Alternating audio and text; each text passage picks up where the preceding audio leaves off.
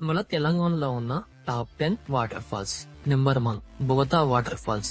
ఇది మన Telangana Niagara. Number 2 Kuntala water falls, తెలంగాణలోని అతి ఎత్తైన జలపాతం. Number 3 Muthyaladhara water falls.